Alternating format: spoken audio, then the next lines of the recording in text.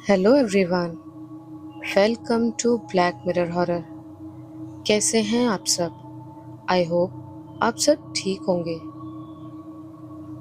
आज हम बात करने वाले हैं मध्य प्रदेश के भोपाल जिले के रायसेन किले के बारे में।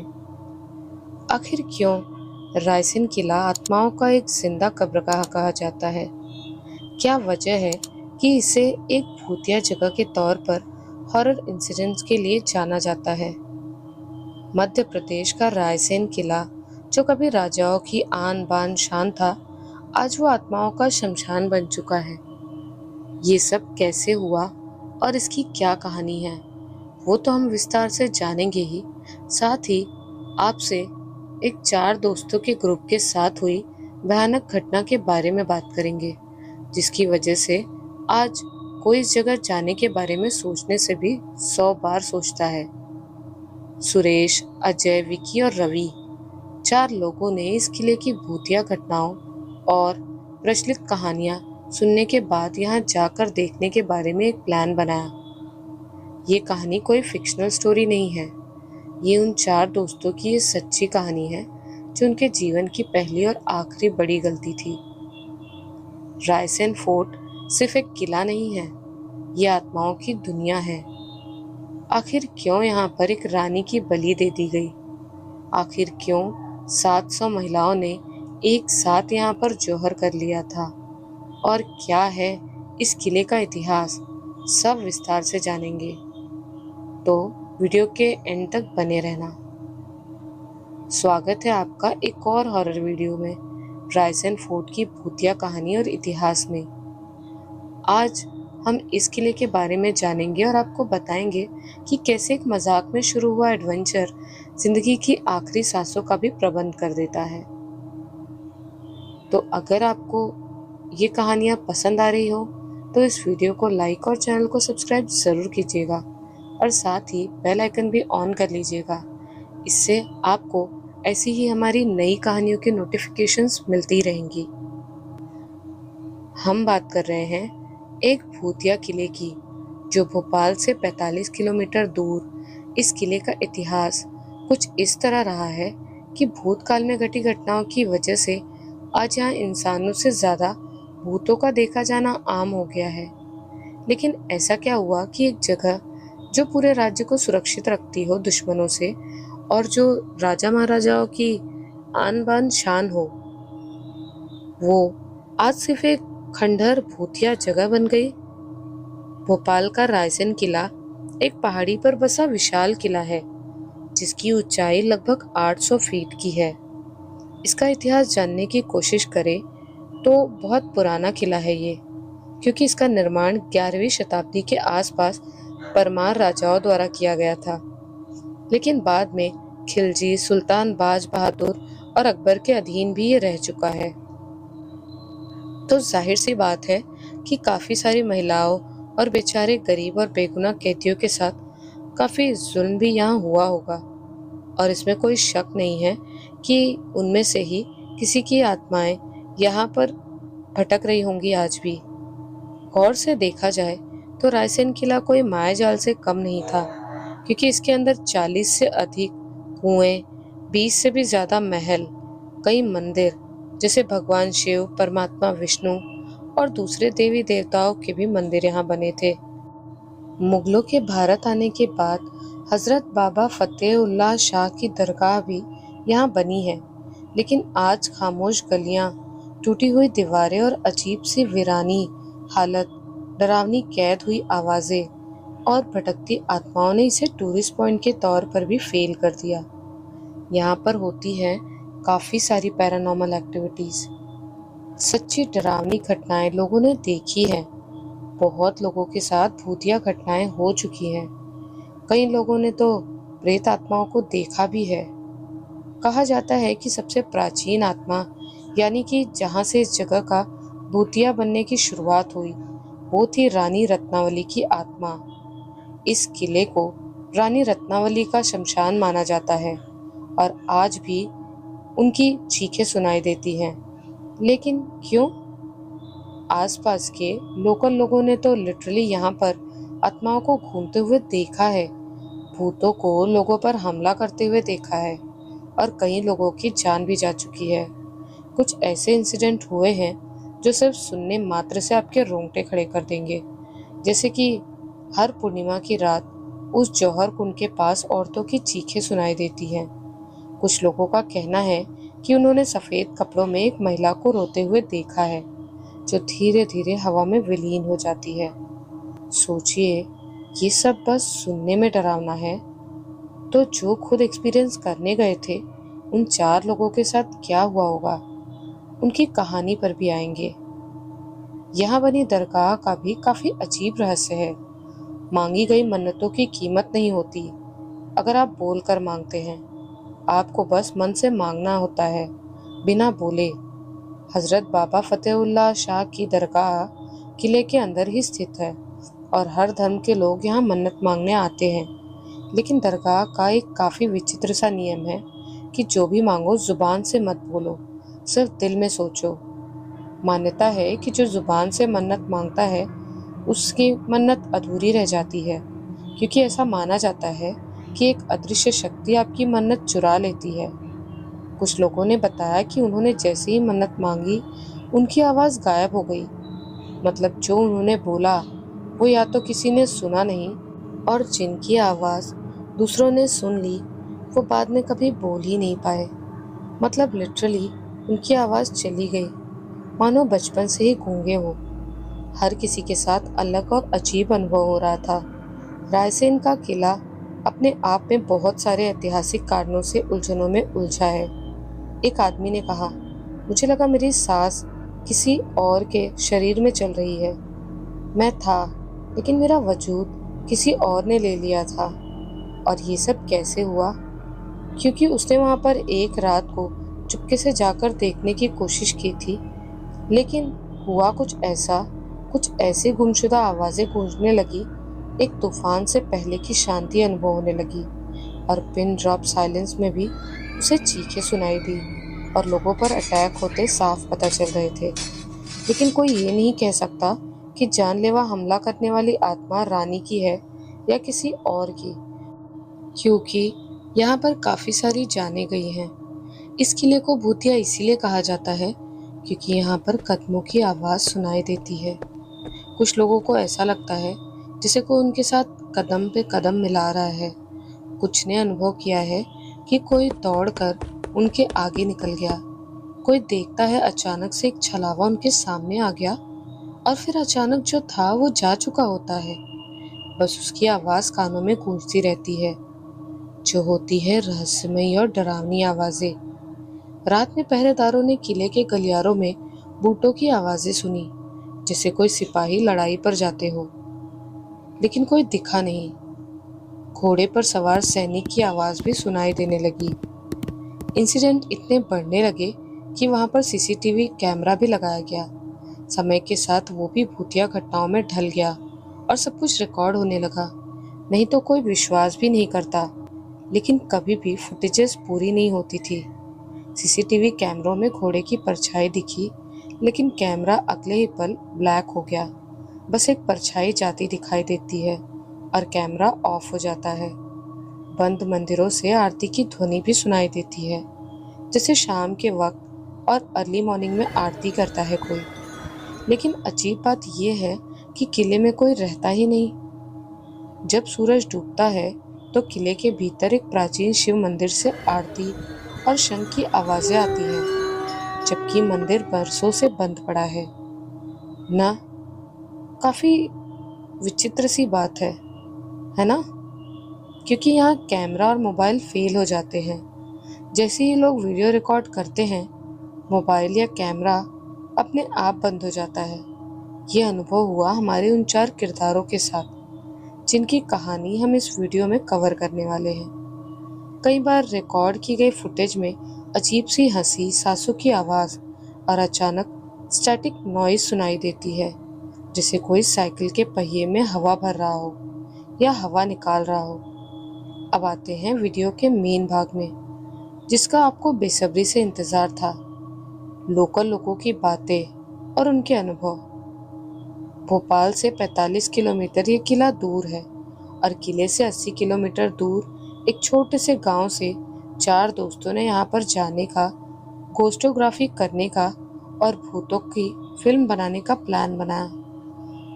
मजाक मजाक में शुरू हुआ ये प्लान जानलेवा तो साबित हुआ ही, लेकिन इसको सुनने के बाद आगे कोई कभी ऐसा नहीं करेगा, वो भी सुनिश्चित हो गया था।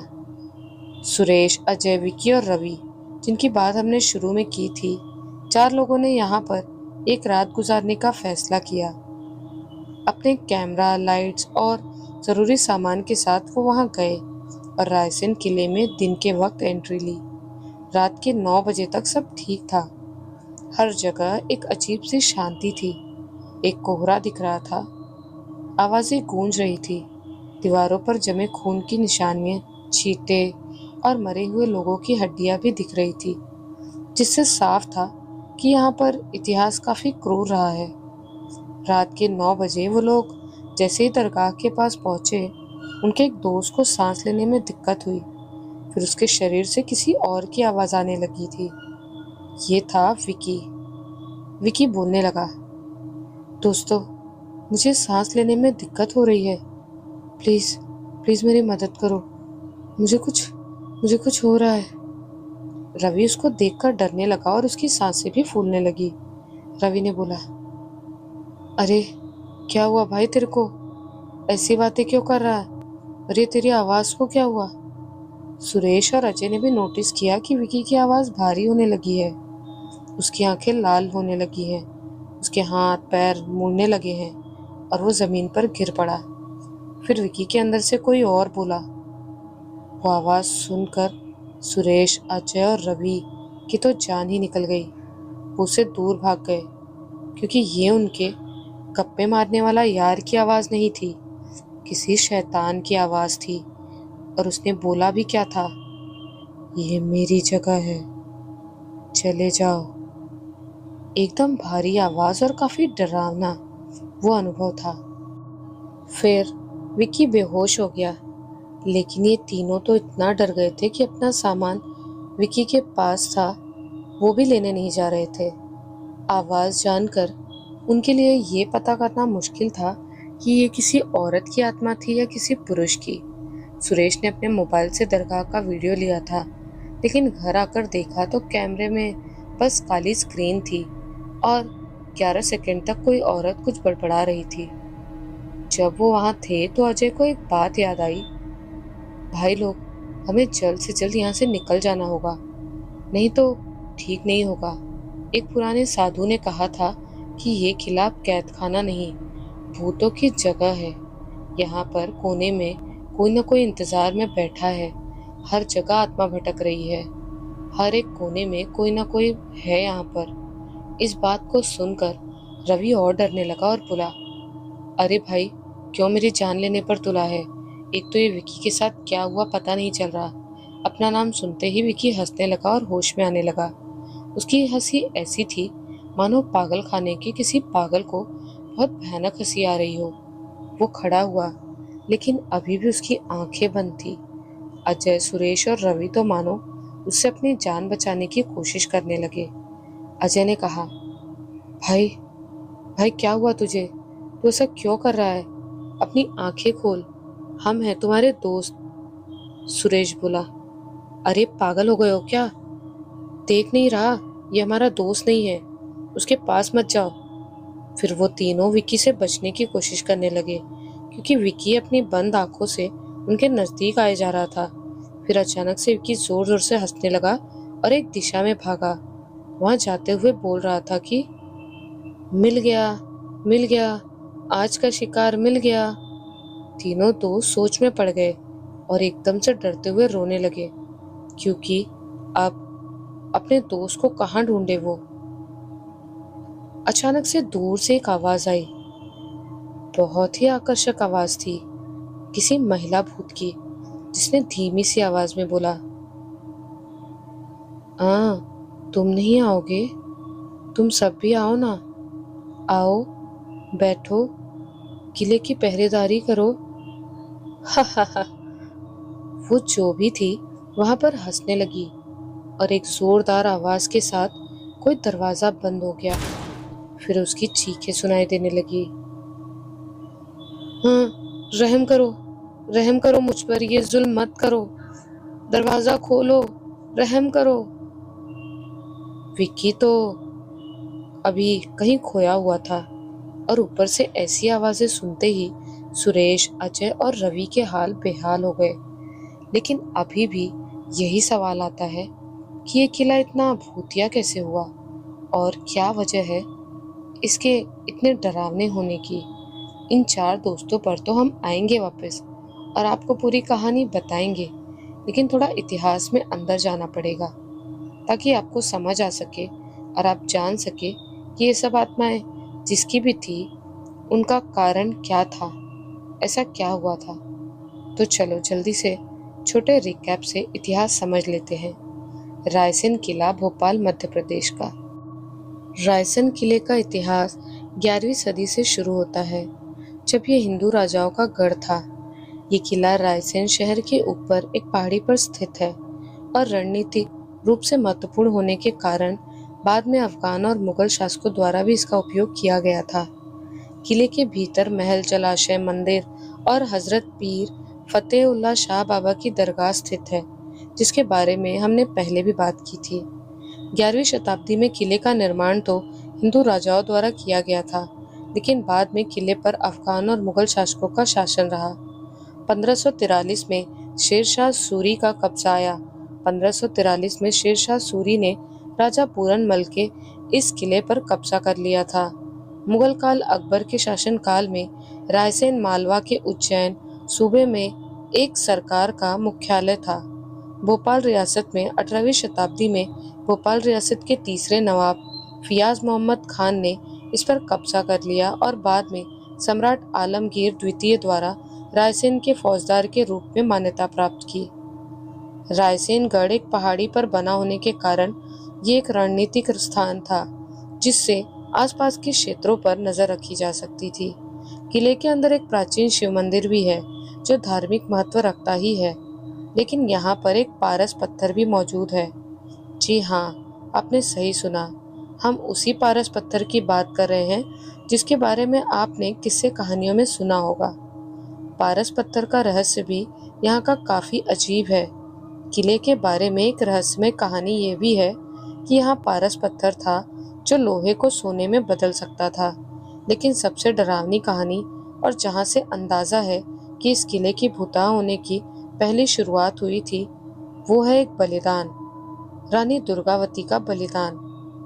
According to some historical accounts, Rani Durgavati का बलिदान दिया गया था। किले में रानी दुर्गावती और राजा पूरनमल के बीच एक युद्ध हुआ था और रानी ने जौहर किया था। तभी से रानी की आत्मा यहाँ भटकती है और किले पर वो आज भी राज करती है, ऐसा माना जाता है। भूतिया किला उसी वजह से कहलाया गया क्योंकि कुछ लोगों का मानना है कि रानी दुर्गावती और उसके बाद जिस जिस रानी ने जौहर किया था, जैसे कि रानी रत्नावती, उन सभी की आत्माएं अपनी मुक्ति और शांति के लिए भटक रही हैं। लेकिन आज तक किसी ने स्पष्ट रूप से कोई रानी के चेहरे वाला भूत देखा नहीं है। बस भूतिया घटनाओं को शायद रानी के जौहरों से जोड़ दिया गया है, क्योंकि मेरा पर्सनल लेवल पर यह मानना है कि जो रानी इज्जतदार हो और खुशी से जौहर कर ले, वो आम लोगों को भूत बनकर क्यों डराएंगी। लेकिन रानी दुर्गावती के जौहर के बाद तो मानो रायसेनगढ़ को कोई श्राप मिला हो, क्योंकि एक के बाद एक शासक ने इस किले पर चढ़ाई की और रानियां बचती हुई जौहर करती गई। यहाँ पर एक रात में 700 महिलाओं का जौहर हुआ था, जिसमें मुख्य रानी और महल की दूसरी महिलाएं थी। ऐसी ऐतिहासिक चीजों में ये भी उल्लेख है कि किले में 700 राजपूत महिलाओं ने जौहर किया था। 9 दरवाजों का बना ये किला बलुआ पत्थर से बना है और यहाँ 13 बुर्ज हैं, लेकिन फिर भी रानियों को जौहर तो करना ही पड़ा। अब आते हैं इतिहास से हटकर मूल कहानी की ओर कि आखिर वो आत्मा जो विकी के अंदर चली गई थी वो किसकी थी, उसका इरादा क्या था। और उससे भी बड़ा सवाल ये था कि सुरेश, अजय और रवि को जो आवाज बुला रही थी, बाद में जिसकी चीखें सुनाई देने लगी थी, वो किसकी थी। तो इसका जवाब तो सिर्फ इतिहास के पास से ही मिल सकता है, क्योंकि इतने सारे लोगों ने वहां अपनी जान दी है, इतनी महिलाओं ने वहां जौहर किया है, तो कैसे पता लगेगा बिना उस आत्मा के बोले कि वो कौन है और उसे क्या चाहिए।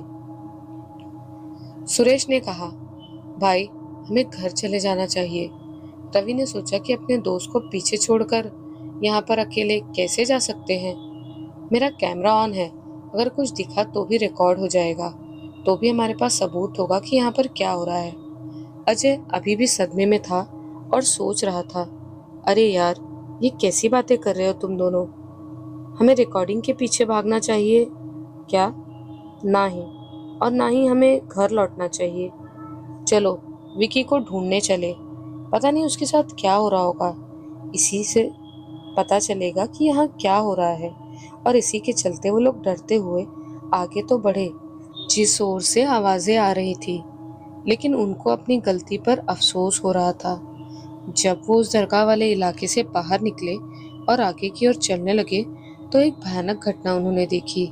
जिन दीवारों पर दिन में उन्होंने खून के छींटे और खून के निशान देखे थे, वो अब ताज़ा हो गए थे। दीवार से खून टपक रहा था, ऐसा लग रहा था अभी किसी को काट कर दीवार के उस पार ले जाया गया है और उसका खून निकल रहा है। ये देखकर तीनों की आंखें फटी की फटी रह गई और उनकी आंखों में आंसू आ गए। पहली बार रवि ने कुछ ऐसा बोला जिससे सुरेश और अजय दोनों हिल गए।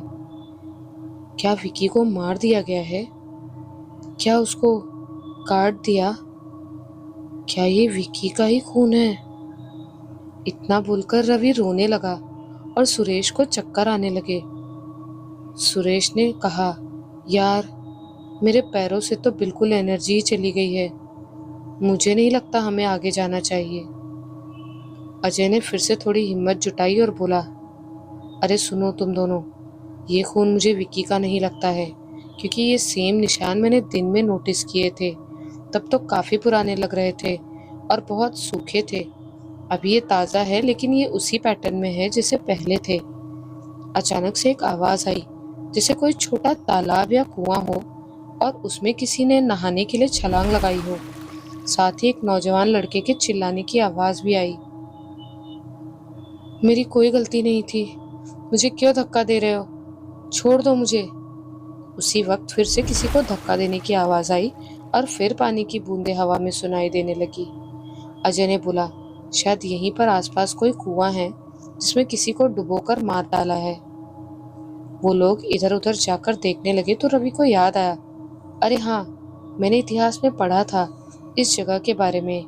यहाँ काफ़ी सारे कुएं बनाए गए हैं जिनमें कईयों को सज़ा देने के लिए जिन्हें तैरना नहीं आता था उन्हें डुबोकर मार दिया गया। उसी वक्त उनको एक लोहे का दरवाज़ा मिला और उसके पार से उनको एक डरावनी आवाज़ सुनाई देने लगी, मैंने कहा था ना कि ये जगह मेरी है, यहाँ से चले जाओ। लेकिन मेरी बात नहीं मानी। फिर बहुत सारे जानवरों के गुर्राने जैसी आवाज़ें आने लगी, जैसे भेड़िया, कुत्ता, तेंदुआ सब गुर्रा रहे हो। रवि बोला, यार अब लगता है हम घर वापस नहीं लौट पाएंगे। वो लोग भागने लगे, तभी विक्की ने उनको पुकारा, अरे कहाँ जा रहे हो? क्या मुझे अकेला छोड़ दोगे?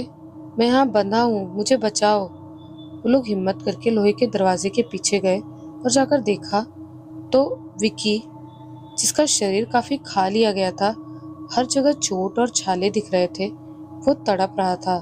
रवि दौड़कर उसके पास गया, अरे नहीं, क्या हुआ तुझे? अजय और सुरेश अभी भी डर रहे थे, उनको कोई गड़बड़ लग रही थी। फिर वो धीरे से आगे बढ़े और पीछे से दरवाजा बंद हो गया, जिससे अब तीनों को डर लग रहा था।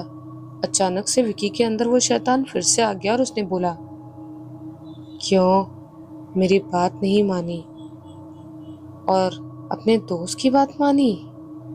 चलो इसी बात पर आज चारों को जौहर कैसा होता है समझाऊंगा। अगर कोई स्त्री होती या कोई रानी की आत्मा होती तो वो बोलती कि आपको जौहर का मजा चखाऊंगी, लेकिन यह आत्मा किसी पुरुष की थी जिसने चारों को मारने की साजिश की थी। फिर विकी ने अपने नाखूनों से रवि और सुरेश पर हमला किया और दोनों को घायल कर दिया। तभी अजय बोला, अरे विकी, ये क्या कर रहा है? हम तुम्हें बचाने आए हैं, हम तुम्हारे दोस्त हैं। लेकिन विकी ने अजय के हाथ में काट लिया। फिर तीनों को बहुत मारा और अचानक से ऊपर की छत की ओर विकी की बॉडी चिपक गई और उसको देखकर ऐसा लग रहा था उसके हाथ पैर तोड़े जा रहे हैं। वो तड़पने लगा। रवि ने कहा, चलो भागो यहाँ से, वो नहीं बचेगा। उनको एक खिड़की दिखी और वो भागे, वहां से कूद गए और सीधा ही जंगल में एक पेड़ पर गिर गए। एक तो उनके हाथ पैरों में विकी ने काट लिया था और नाखूनों के निशान थे, और ऊपर से वो नीचे गिरे। काफी चोट भी लगी। अभी भी उनके पास अपने फोन और विकी का कैमरा था जिसमें उन्होंने बहुत सारी चीजें रिकॉर्ड की थी, और अजय ने तो अपने शर्ट में भी कैमरा रखा था जिसमें उसको विश्वास था कि बहुत कुछ रिकॉर्ड हो गया होगा। लेकिन जब घर पहुंचे तो ना कोई आवाज थी ना कोई फुटेज। सारे कैमरा से वीडियोस निकाली गई तो उनमें सिर्फ ब्लैक स्क्रीन थी। हॉस्पिटल में जब तीनों एडमिट हुए तो उनको दवाइयों का उल्टा असर हुआ, और जहां जहां विकी ने नाखून मारे थे और काट लिया था वो घाव और गहरे होते गए और बीमारी गंभीर हो गई। तीनों बहुत दुखी थे कि उनको अपने दोस्त को छोड़कर आना पड़ा। लेकिन वो तीनों 15 दिनों में ही एक ही दिन एक साथ एक ही समय पर हॉस्पिटल के वेंटिलेटर पर दम तोड़ देते हैं। जब ये घटना सामने आई तो विज्ञान भी हैरान हो गया। आखिर ऐसा कैसे हो सकता है कि एक इंसान के अंदर आत्मा आ जाती है, 3 लोगों को काट खाती है और खुद जिस बॉडी में प्रवेश की थी उसको इस लेवल का नुकसान पहुंचाती है जिसकी कोई हद नहीं। जब तीनों दोस्त विकी को उसी जगह फंसा हुआ है ये कहकर डॉक्टर को बताते हैं तो दिन के समय एक टीम रायसेन किले में देखने जाती है। लेकिन उनको वहां क्या मिलता है? बहुत दूर से आती हुई कुछ औरतों की गूंजती हुई आवाज, फटे कपड़े और उसके टुकड़े।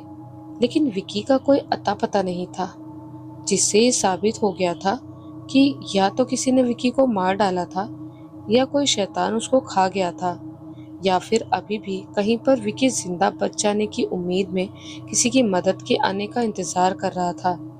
लेकिन क्या वो कभी मिला? नहीं।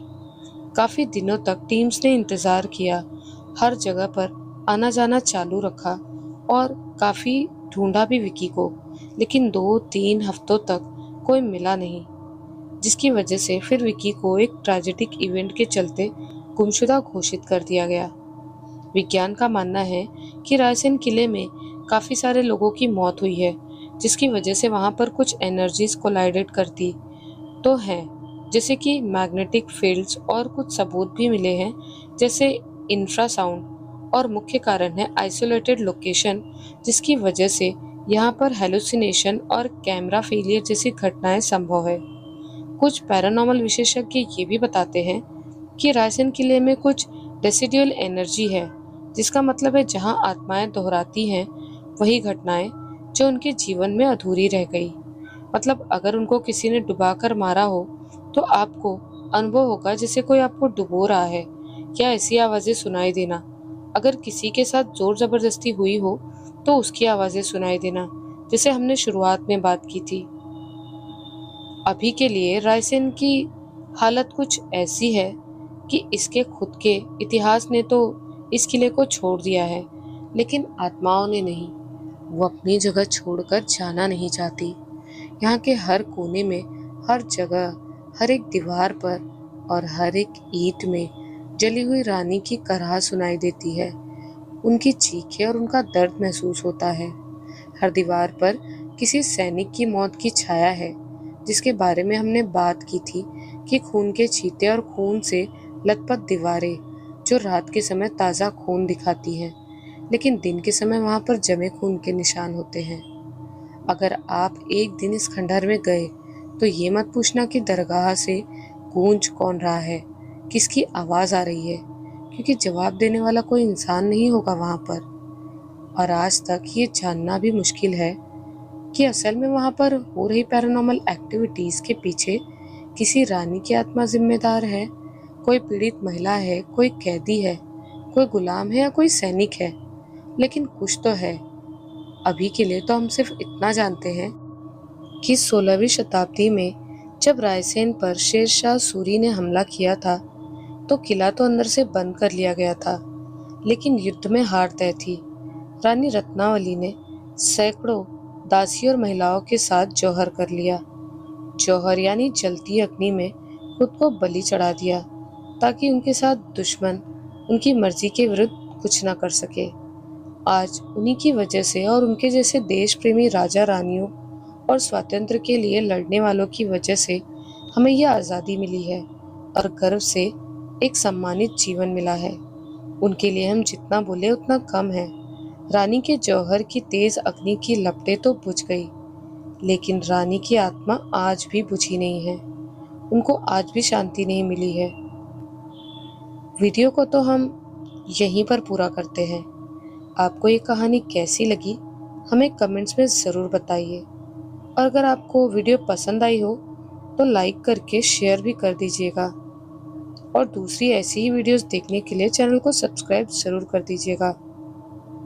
अगर आपके आसपास भी कोई भूतिया घटना हुई है या आपने सुन रखी है तो आप उसे हम तक पहुंचा सकते हैं चैनल के ईमेल के माध्यम से, और हम उसे लोगों तक पहुंचाएंगे।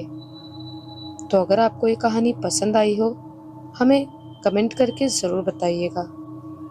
मिलती हूँ आप सभी से एक नए वीडियो में बहुत जल्द, ऐसी ही नई और डरावनी कहानी के साथ। जय माँ भवानी।